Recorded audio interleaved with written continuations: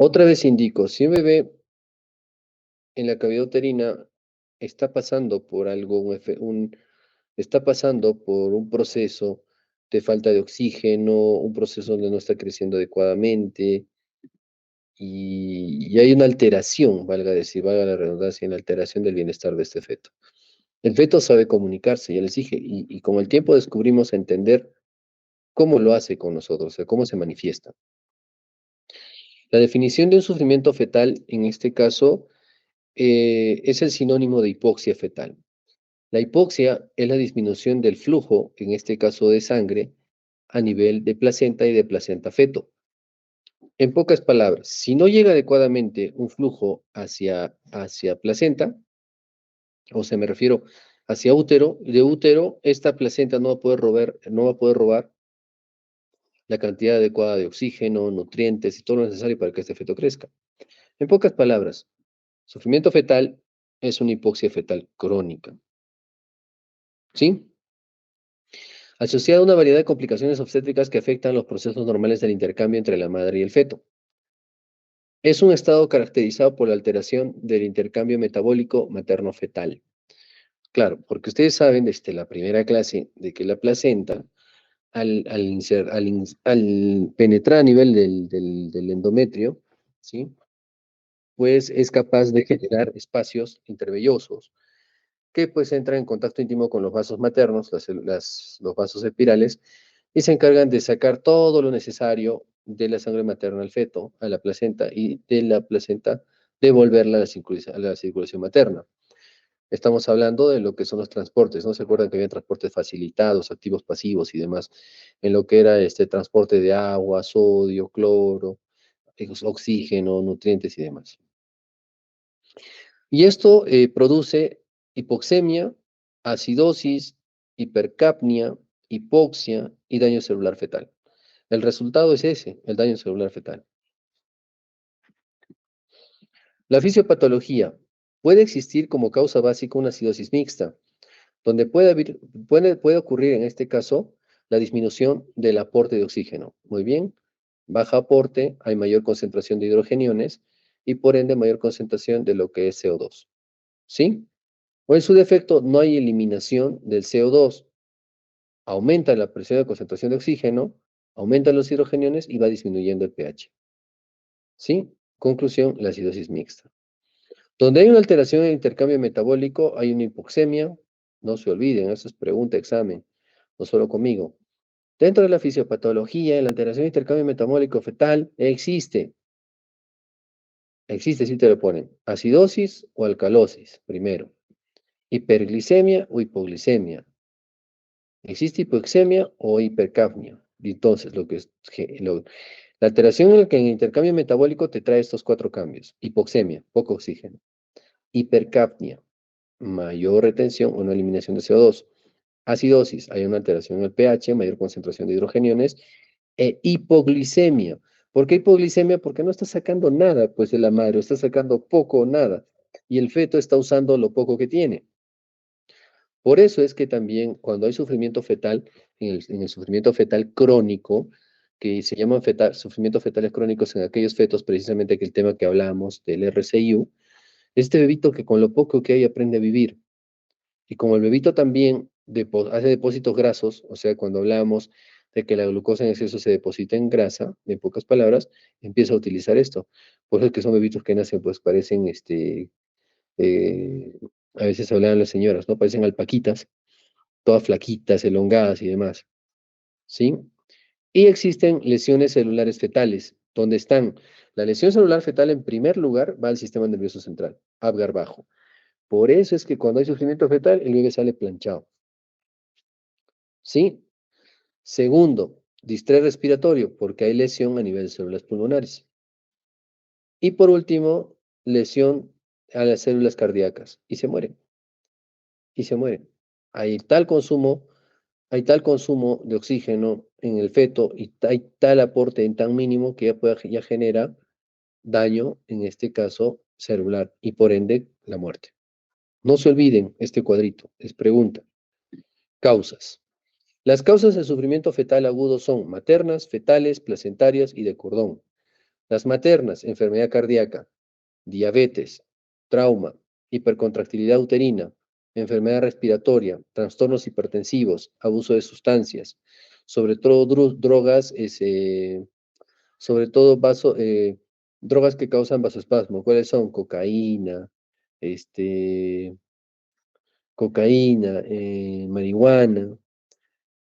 Fetales, malformaciones, como displasia tanatofórica, ¿sí? Anemia, daño neurológico y sepsis.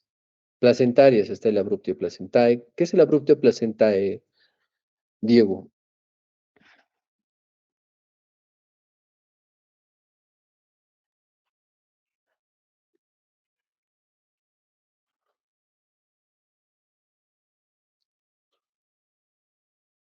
¿Qué es el abruptio placentae? ¿Quién me dice? Desprendimiento placentario. Desprendimiento prematuro de placenta. Desprendimiento prematuro de placenta. ¿La placenta debe desprenderse o no fisiológicamente? ¿Debe desprenderse la placenta fisiológicamente? Desde el punto de vista fisiológico, ¿la placenta debe desprenderse? Pregunto. Sí, doctor, claro, cómo que no se va a desprender? Porque en el parto se produce el expulsivo, sale el bebé, posteriormente ocurre el alumbramiento, el periodo del alumbramiento, el periodo del alumbramiento, donde se desprende la placenta y primero la dilatación, expulsivo, alumbramiento, los tres periodos, ¿cierto? Porque no ves pues a una madre que se queda con su barriguita y con la placenta adentro y el cordón colgando. No hay tal cosa. Entonces, por eso se llama desprendimiento prematuro, porque es antes en este caso de placenta, prematuro de placenta. Infecciones, infartos y de cordón, tenemos la compresión de cordón, hematoma, trombosis y prolapso.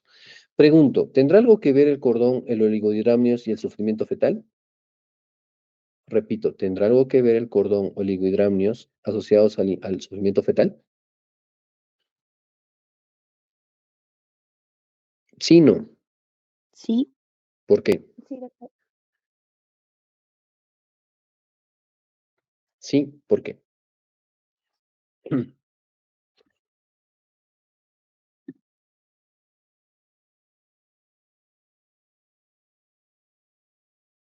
Al tener menos líquido, el feto puede llegar a comprimir el cordón de manera sostenida, claro que sí.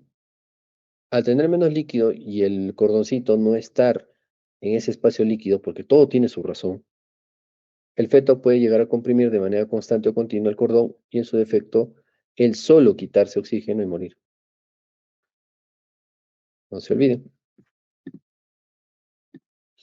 Síntomas. Cambios en la frecuencia cardíaca del bebé, presencia de meconio en el líquido amniótico, disminución de los movimientos fetales en el bebé, posición anómala del feto y acidosis fetal. El diagnóstico de sufrimiento fetal tiene como condición, en el caso del sufrimiento fetal crónico, condición fetal y madurez fetal.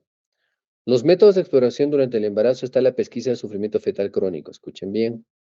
En la sangre materna podemos tomar la somatotropina, las mediciones de la gonotrofina coriónica, fosfatasa alcalina, progesterona y estrógenos. En orina podemos ver determinaciones de pregnanolol y estriol. Y en líquido amniótico, las determinaciones hormonales de estriol y detección de meconio en amnioscopía o amniocentesis. Doctor, todo lo anterior no tenemos. Entonces, ¿dónde yo me puedo dar cuenta que este bebito está sufriendo? Doctor, en el líquido amniótico. El líquido amniótico, en este caso, al hacer la ruptura prematura, la ruptura artificial de membranas, o si a la paciente acude por ruptura prematura de membranas, el líquido amniótico cambia de características, el cual se tiñe a meconial. Doctor, ¿y por qué es meconio? ¿Qué es el meconio? ¿Quién me dice? ¿Por qué las heces fetales son meconiales? ¿Por qué son verdosas, oscuras? ¿Quién me dice?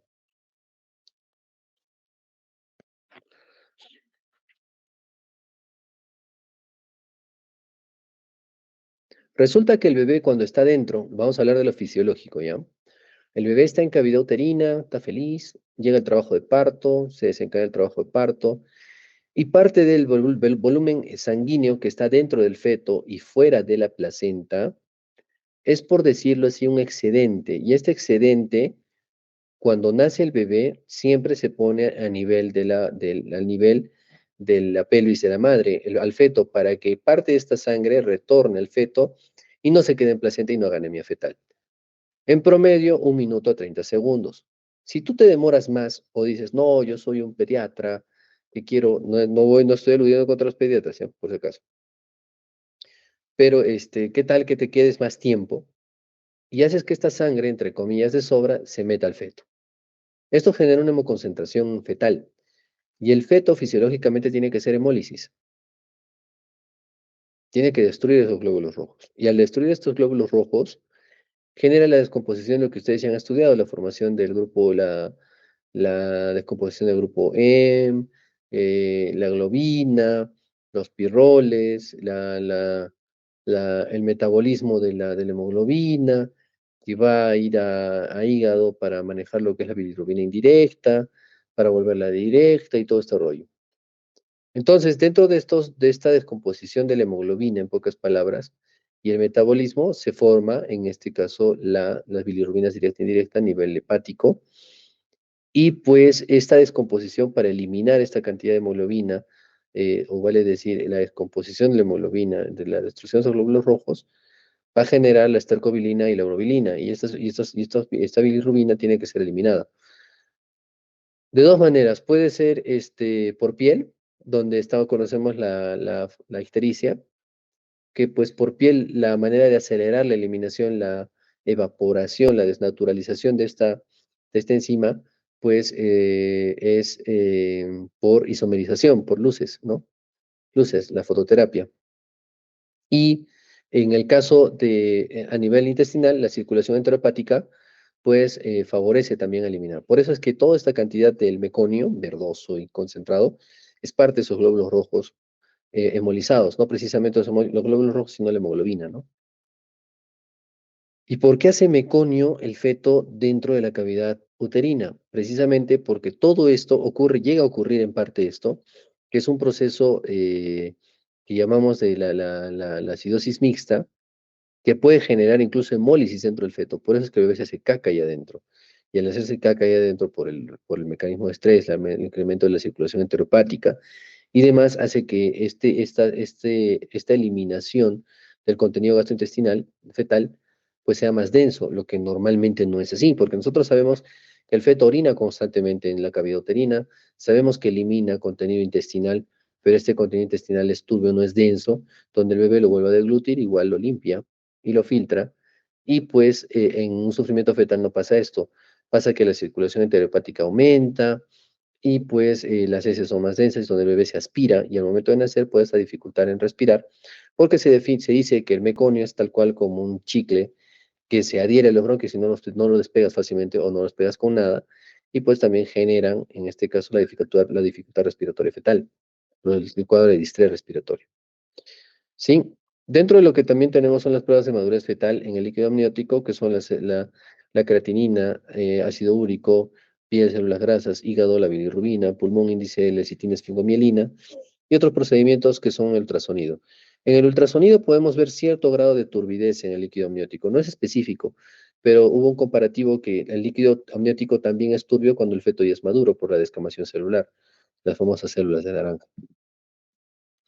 El diagnóstico de sufrimiento fetal agudo, agudo estoy hablando, agudo, se da básicamente por la frecuencia cardíaca fetal. Y el sufrimiento fetal crónico por la condición fetal y madurez fetal. Condición fetal, estamos viendo madurez fetal 1 y la otra podría ser por alteraciones del bienestar fetal. Conclusión, esto también está asociado a RCIU.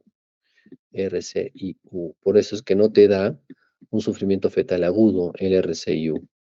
Y si es que viene con un sufrimiento fetal agudo a tu consulta o tu emergencia es porque ese bebé está dando los últimos aletazos. Porque ha aguantado tanto tiempo y ya necesita ayuda.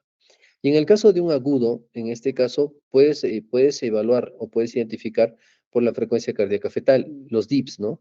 El DIP 1, DIP 2 y DIP 3. Hablábamos de las desaceleraciones tempranas, ¿sí? DIP 1, ¿sí? Que se daban también en el periodo exclusivo por compresión de la cabeza. El DIP 2, que, bueno, el DIP 1 es considerado fisiológico, que sabemos que es por compresión de la cabeza, una, una, un estímulo al nivel del sistema simpático y parasimpático, donde bajaba la frecuencia cardíaca y se normalizaba pasando la contracción. En un dip 2, desaceleraciones de la frecuencia cardíaca después de la contracción. Sí, que esto sí hablaba de signos más confiables y más compatibles del compromiso metabólico fetal. Y un dip 3, desaceleraciones variables que pueden estar relacionadas con compresión del cordón umbilical, a diferencia del patrón de la simetría de la contracción que muestran el dip 1 y dip 2. ¿Ya? La frecuencia cardíaca normal, hablamos que lo normal es de 120 a 160. Bradicardia, hablamos de menos de 120. Bradicardia severa en menos de 100 y taquicardia en más de 160. La variabilidad de amplitud de las deflexiones por encima y debajo de la línea de base en latidos cardiofetales es ausente, estamos en la variabilidad en menos de 2, ¿sí? La mínima en 3 a 5, moderada en 6 a 25, en este caso latidos por minuto, y marcada en más de 25, la variabilidad en un monitor electrónico fetal. Y los cambios periódicos, hablamos desde las aceleraciones en más de 15 latidos por minuto, con una duración de 15 segundos, y las desaceleraciones variables leves con menos de 30 segundos, ¿sí? O una DIR mayor a 80 latidos por minuto, moderadas en una duración de 30 a 60 segundos y con severas duraciones más de 70 segundos, en una DIR menor de 70 latidos por minuto. Y las desaceleraciones tardías, en este caso, es la que tenemos que, en este caso, ver en los siguientes casos. Miren, cuando hablamos del monitoreo electrónico fetal, tenemos una contracción y un punto máximo que es el ACME y el punto mínimo que es el NADIR. Este es un monitoreo electrónico fetal cuando hablábamos de variabilidad y aceleraciones, desaceleraciones. Si tú tienes un movimiento constante en el feto, me refiero a una variabilidad constante en la frecuencia cardíaca, ese bebé está bien. Mientras no tengas desaceleraciones en menos de 120 latidos por minuto, o sea, no hay caídas. O sea, no es un monitoreo donde está tu, y cae, y de ahí se recupera. Esa es una desaceleración. Desaceleraciones primarias o tempranas son las que coinciden con el punto máximo de la contracción. Es un dip 1. O sea, donde hay una contracción y coincide con el punto máximo de la contracción con el punto mínimo de frecuencia cardíaca. Pasa la contracción y se recupera. Ese es un dip 1. Un dip 2 es cuando, en este caso, viene una contracción, pasa la contracción y recién empieza la caída de la frecuencia cardíaca. Ya pasó la contracción, pero recién caen los latidos y ahí se vuelve a recuperar. Eso es un dip 2, sinónimo de sufrimiento fetal agudo. Y un dip 3 es aquel que, pues, pasando la contracción o durante la contracción cae, pero recupera lentamente. Hace toda una imagen en serrucho todavía hacia arriba. Esa es asociada con compresión de cordón. Entonces, no tiene cordón al cuello. No necesariamente. Cuidado que hacemos oligohidramnios y donde, en este caso, por periodos cortos, fue comprimiendo el cordón el feto.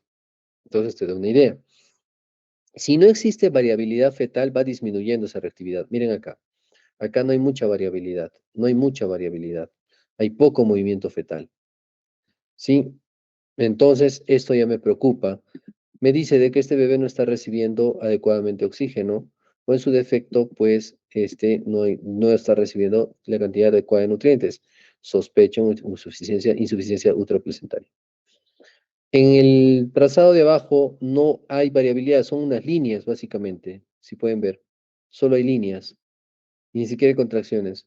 Este es un patrón, este se llama patrón de un feto hipoactivo, patrón no tranquilizante. Sí, donde si tú no actúas, pese a que le haces estímulos a este bebito, ven acá unas flechitas, es donde le han hecho estímulos vibroacústicos, donde hay un pequeño timbrecito que tiene el aparato, el monitor electrónico fetal, y no hay respuesta, pues este bebé se te va a morir, sea en las horas o en los días. Y si tú estudias a la ecografía este tipo de fetos y les haces el ultrasonido o la ecografía, probablemente tengo oligogramnios, el Doppler esté alterado y demás. Este patrón, si lo miramos de cerca, este patrón parece este patrón de acá.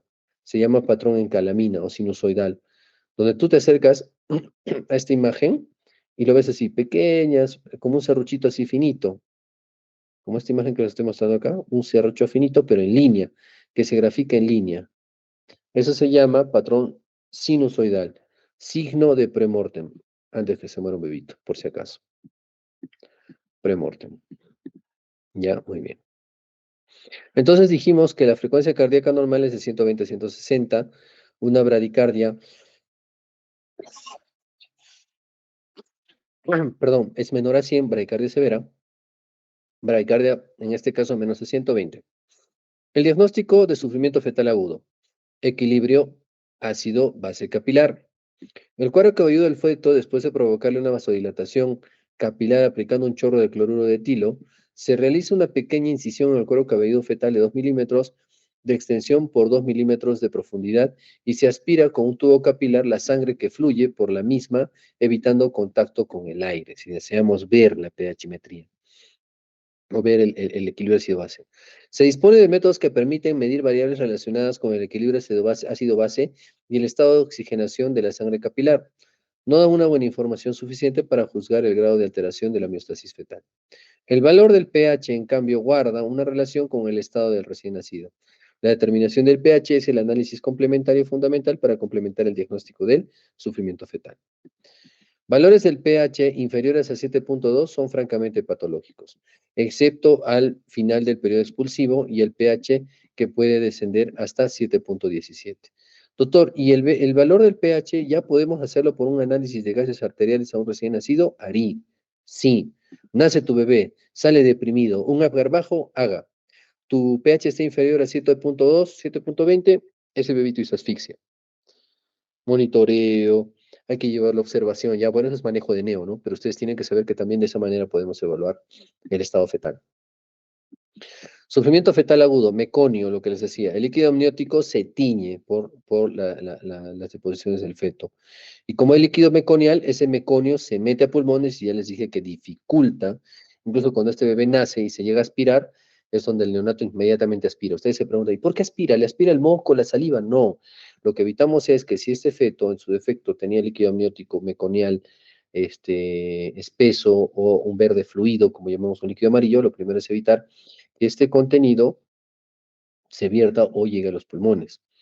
Durante el trabajo de parto, la contaminación con meconio de un líquido amniótico, hasta entonces claro, traduce generalmente la existencia de hipoxia fetal, cuya patogenia se ha explicado anteriormente.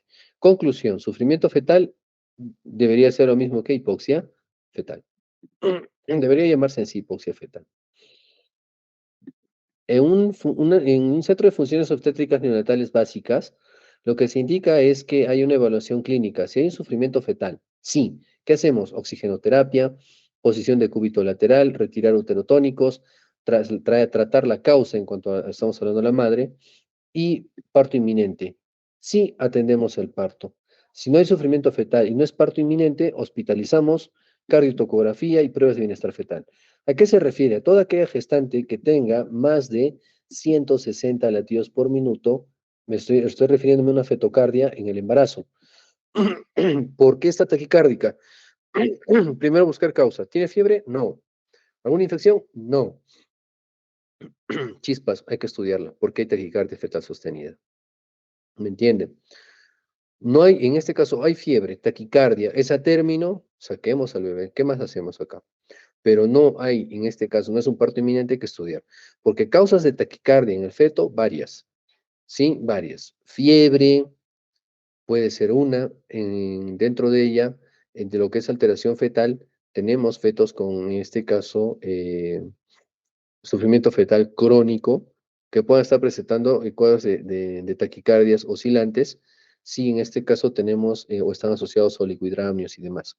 Pero lo que quiero que sepan es que si se habla de taquicardia fetal sostenida o igual a sufrimiento fetal agudo, también cuando tú tienes una frecuencia cardíaca fetal mayor a 160 latidos por minuto por un periodo de 10 minutos, por 10 minutos. O sea, si yo veo este patrón acelerado, este patrón sobre 160 y no baja, y lo tengo en 10 minutos, o en su defecto repite este patrón en los trazados, eso es un sufrimiento fetal, sin necesidad de tener monitoreo. Pero si en un momento está en 160, baja a 120, está a 110, 130, 160, baja, o 170, baja, pues son periodos donde tú puedes ver con estos cuadraditos que ven acá, que coinciden con los movimientos fetales. O en ese momento le hiciste un EVA, un estímulo vibroacústico, un EVA, así se llama estímulo vibroacústico, es un timbrecito con un vibrador que le pones en la barriga y suena para que el bebé despierte. Y justo ese rato se despierta, la frecuencia cardíaca sube y vuelve a bajar. Entonces, también hay que ver si está asociado a eso se refiere. Repito, sufrimiento fetal agudo igual también a cuando la frecuencia cardíaca fetal está sobre 160 latidos por minuto sostenidos en 10 minutos. Y un sufrimiento fetal agudo por bradicardia cuando está en menos de 120 latidos por minuto sostenidos por el periodo de 10 minutos también. Bradicardia fetal sostenida. ¿Sí? Muy bien. Preguntas. Ay, hoy día la garganta me ha tenido. Preguntas, por favor.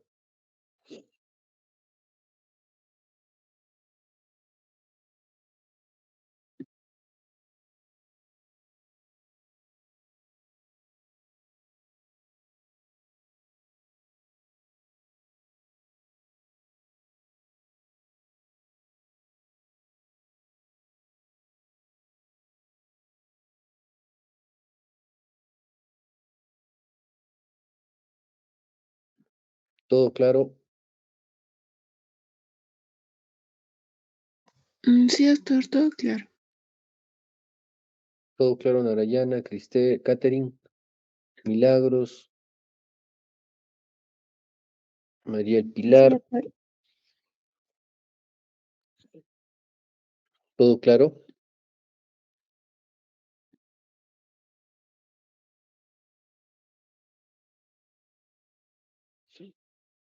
Muy bien. No hay preguntas, todo está claro. Terminamos la clase. Nos vemos el día miércoles. Buena tarde.